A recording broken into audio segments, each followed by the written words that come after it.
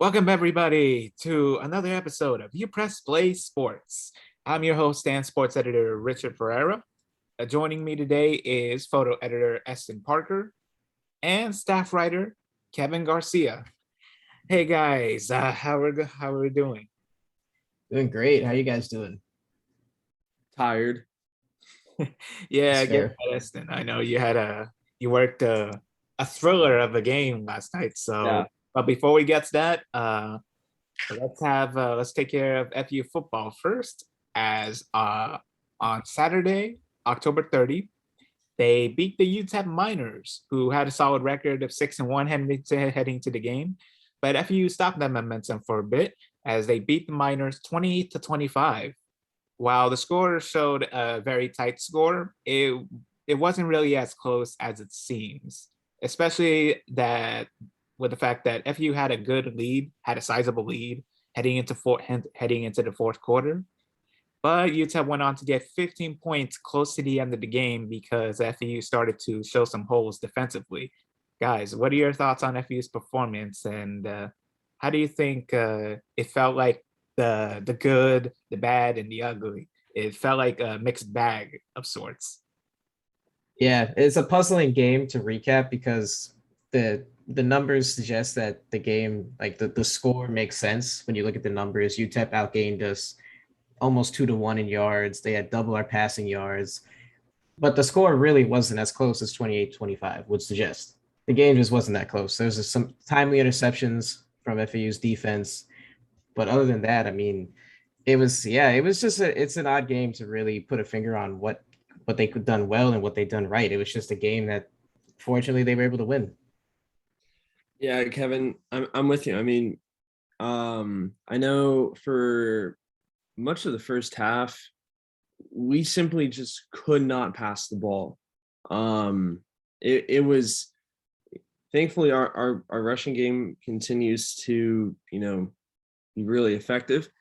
But that was the second half. They really showed up. Our defense played really well, but the first half was kind of tough to watch.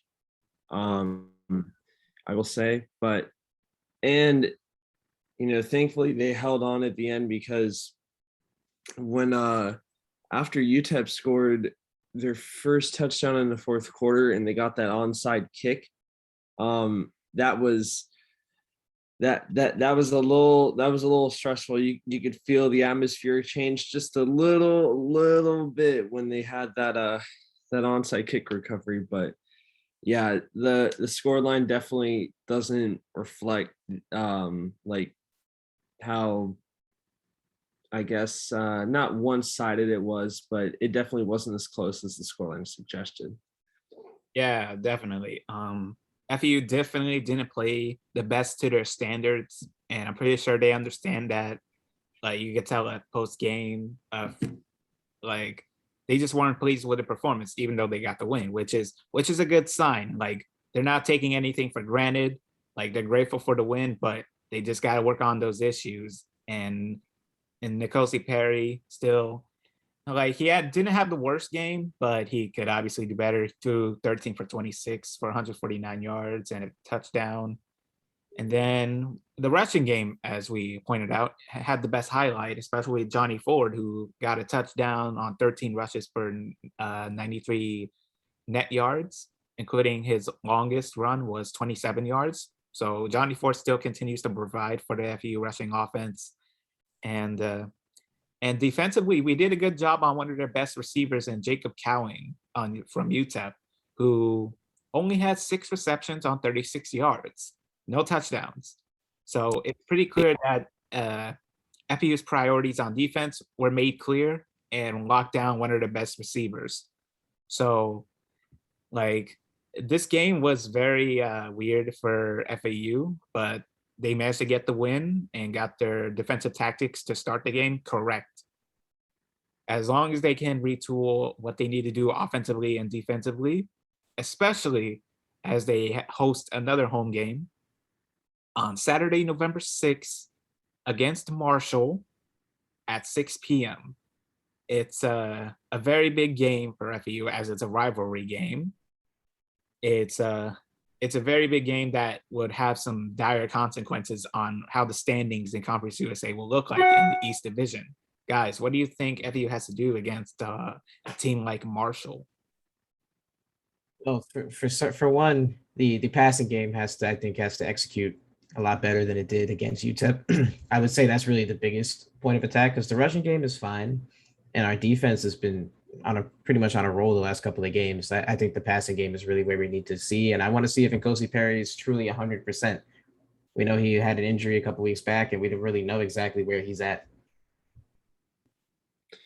Yeah, Kevin, I'm with you. I mean, our passing game just needs to be better, and I think against UTEP, that was probably his. I hate to use this term, but that was probably his worst game so far. He just wasn't, well, I guess besides UF. But like, I don't know, our passing game just needs to be more effective. But I'm with you. Our defense has been playing like we've expected them to be, playing really well. Rushing game's been really good.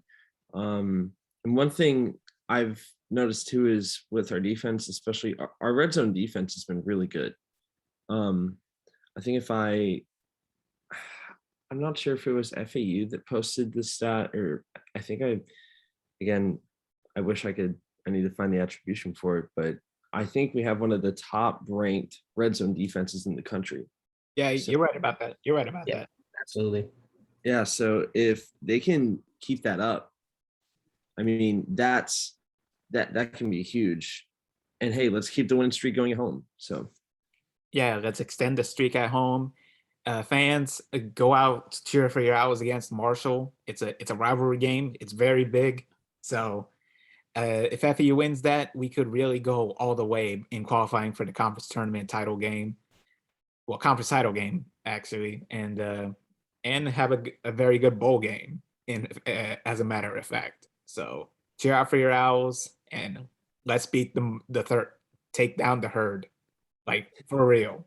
Oh yeah. And moving on from FAU football, we have FAU soccer. Starting with the men's, they played 2 games this past week. On Tuesday, they took down North Florida on the road with a 1-0 victory, thanks to a game-winning goal by Ivan Mikolenko, which guaranteed their first back-to-back winning seasons since 2003 and 2004.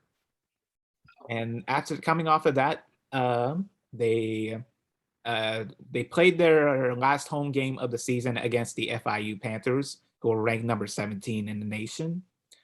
Unfortunately, they couldn't get payback against the Panthers as they lost by a convincing 4-0 defeat. So, Eston, what are your thoughts on that game? And, well, with me and you watching it alongside together in person, it was rough, but we shouldn't have really thought much as with FU beating the likes of a strong FIU squad. Yeah, I mean, you wish that they at least could have scored 2.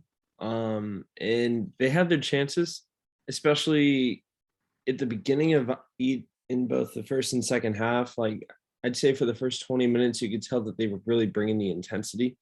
But it was almost like once FIU scored, the whole mood just kind of changed and everything shifted, and FIU ran away with it. And even though he allowed 4 goals, Neil Strauber still played really well. And again, like you said, Richard, FIU is a nationally ranked team. They're really strong. They play really well. And we haven't beat them since 2013, but at least we finish again with the winning record. I think that's huge for the program, especially considering that historically they really haven't been the best. And I think with the players they have, maybe down the line, like this group of freshmen, maybe they can lead the change, and maybe within the next 4 years, maybe we'll beat FIU. So yeah, hopefully. Our last 3 games against FIU, the past 3 seasons, 2019, a 6-1 defeat at home. The last season, spring, a 2-0 defeat at FIU, and this season, a 4-0 defeat at home. So we slightly progressed with taking on FIU at home, but we still got a lot of work to do. But that will have to wait for next season against FIU. If we don't face them in the tournament, if we actually qualify, as FAU will play their last conference game of the season against the Kentucky Wildcats on Friday, November 5th at 7 p.m. That game will be on ESPN Plus, and like in the football world for FAU, this game will have consequences in the standings, as FAU is in competition with, of course, Eston's South Carolina Gamecocks. As tiebreaker rules might come in effect if FAU loses and South Carolina beats their remaining opponent in Old Dominion, which I see could happen. But the tiebreaker rules are right now are in favor of FAU, especially by goal difference in conference play. So as long as FAU holds the advantage in conference play and by with goal difference, they should be able to qualify for the second Conference USA tournament in their history. So good luck to them. Hopefully they can test Kentucky, take Kentucky to the limit, like force a draw, so that FAU wouldn't have to worry about South Carolina. Now, last but not least for FAU sports, we got women's soccer. They finished the regular season with a 2-0 home defeat against Old Dominion, who topped their East Division. But despite that, FAU still qualified for the tournament regardless, and they qualified as the 4th seed. And because they were the 4th seed, they played in the first round against the Charlotte 49ers, who were the 5th seed. Luckily for FAU, despite a very testy game throughout the entire normal time and extra time, they got to a penalty shootout. And luckily for the Owls, their goalie, Amit Cohen, came in to save the day with brilliant saves and, of course, the game-winning save to help FAU get to the quarterfinals. Eston, what are your thoughts on their performance? It was really impressive. I also like how you mentioned it was chippy because they were playing real physical, both teams. And my lord, they were talking a lot of trash. I can't repeat the things that I heard them say, but I don't think that they liked each other very much. Yeah, I mean, it was, like I said, a really impressive performance on both sides of the ball. You know, when we'd get the lead and Charlotte would equalize, you could tell that FAU just had that determination to maintain a lead, maintain their advantage. Miracle Porter, of course, you know, scores again. What should we? I mean, should expect nothing less at this point. Emma Grissom getting her first goal of the season and her second goal in her entire career in a penalty kick. In the 54th minute, that was great for her, big moment. And yeah, the penalty shootout, it was definitely intense. At one point we missed, I think it was after the third or fourth kick, we had one of our penalty kicks saved, and the taker for Charlotte in the next one skied it over. So that was a big moment, and Cohen making that last save was awesome. And I gotta say that the crowd that was there last night was really into it. Like, there were a lot of different athletes that were there. The baseball players were leading a lot of chants. I think they were living in Charlotte, in the Charlotte players' heads rent free. It was a fun game. It was a really, really fun game. So yeah, sports unite. FAU sports unite to make sure we bully our conference opponents. You love to see it. Oh yeah. But yeah, it was definitely an important win for FEU, and especially for Cohen, who conceded 2 goals, but still managed to pull through and make some brilliant saves in the penalty shootout, especially with the game-winning save. And hopefully they carry that momentum into the semifinals against a familiar opponent, against the Southern Mississippi Golden Eagles on Wednesday at 7 p.m. And of course, it will be broadcast on ESPN Plus. And should FU win that, they get to the semifinals. So, Eston, like I said, it's a familiar match. We lost to them last season in the quarterfinals of last season's Conference USA tournament, 2-1. It's gonna be a tough one from here on out. Mm-hmm. Yeah. All right, that will conclude our section with FEU sports, and we'll move on to NFL football, who recently played Week 8 of their Week 8 set of games. So, guys, what games have you watched throughout this past weekend? Well, I watched the Monday night game yesterday very closely. That was a tough game to watch on a lot of levels. One, it was the entertainment quality, the lack thereof of entertainment quality, I should say. Just a lot of false hope. The Giants staying in the game just to lose in a heartbreaking fashion. It unbelievable, but still we kept up with the Chiefs. I don't know what that means. The Chiefs, they should have beaten us by like 40 points, but there's something clearly wrong with the Chiefs and Patrick Mahomes. I don't know what's going on with them, but they need to get fixed. Yeah, I wasn't able to watch the game last night, but if I was talking to a few of my friends that are Giants fans, and they pretty much said the same thing as you, Kevin. I was hoping to see Dan Dimes just go all out, because the Chiefs really don't have much of a defense. They don't look their normal selves this year. I made the glorious decision to again watch my beloved Dolphins. Just do what they do best. Get smacked by the Bills and Josh Allen. Hey, you brought that one on yourself watching that game. Yeah. Brian Flores has never beaten the Bills so far in his career. Yeah. And again, Tua doesn't look bad, but 1-7. We don't have a first round pick. Go Dolphins. Go Dolphins. It's okay. Deshaun Watson will be there running around in a few weeks, maybe next season. So I'm sorry. Yeah, he'll be running on the field and maybe running from the cops. Okay, that may have been too much. And I don't even know how to feel about him. And to make matters worse, the Jets are above the Dolphins. Mike White, baby.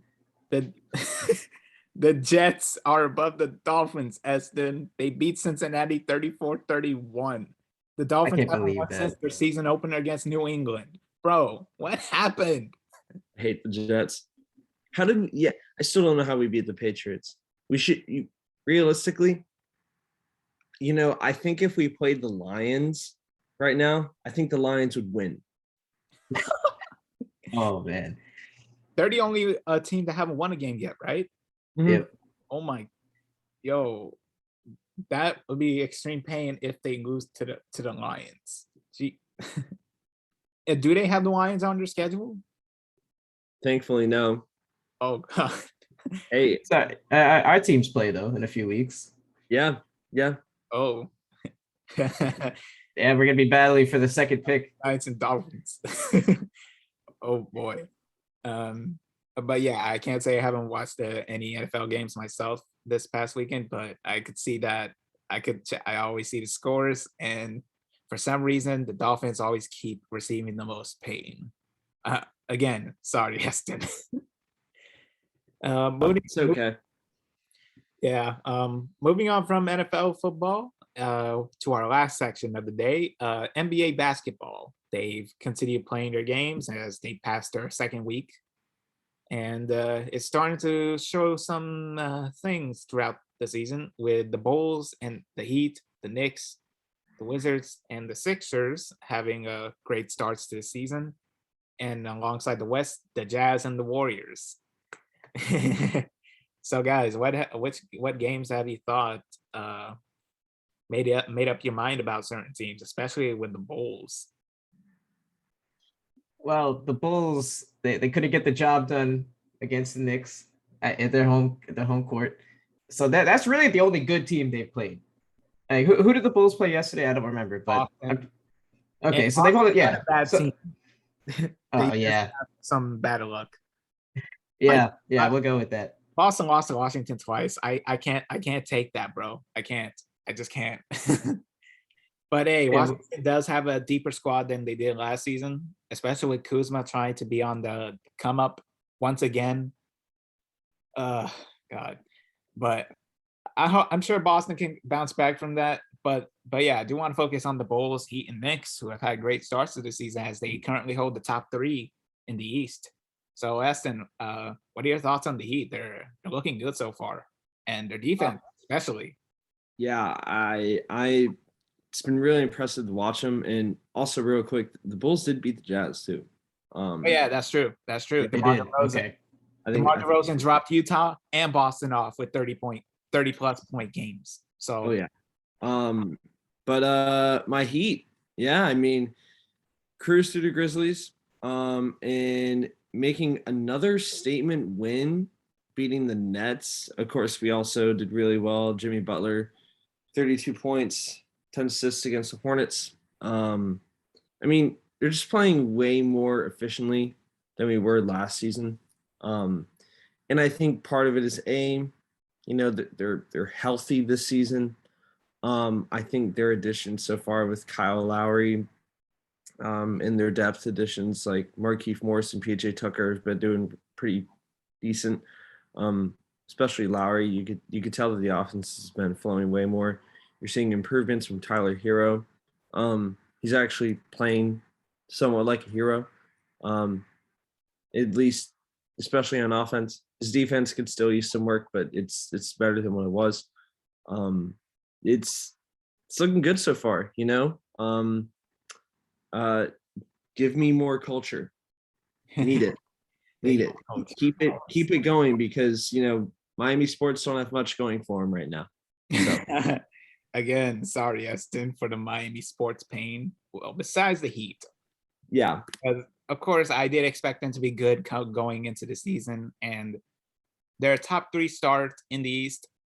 It's not. I expected them to be 3rd in the East anyway, but with them having the best defense in the NBA so far, only allowing 97 points, with their closest, with the teams closest to them being Utah and Denver, who allow only 98.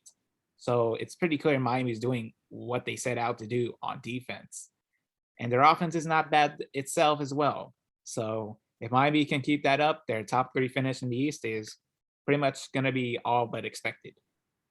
And going into the Lakers, who are starting to pick themselves back up as they won 2 straight games, and the Russell Westbrook starting to come into form, and a certain player off their bench, Carmelo Anthony, is starting to make some noise for 6th Man of the Year, as Lakers are undefeated whenever he scores more than 20 points in a game.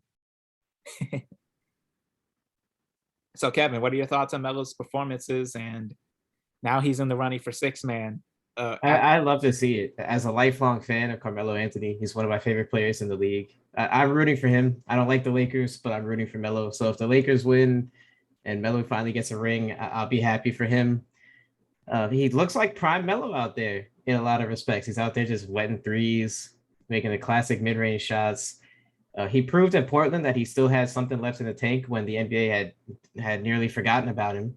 And he played so well in Portland that now he could have gone anywhere, and he chose to go to the Lakers. And I think he fits that team better than people thought he would, because with LeBron and AD out there and Westbrook all just commanding so much attention on defense, Melo could just hang out in the corner, take a lot of open shots, and do what he does best. And he's been, in a lot of respects, he's been helping carry that team more than even Westbrook has in certain games. So, yeah, I mean, he's been great. I love to see it.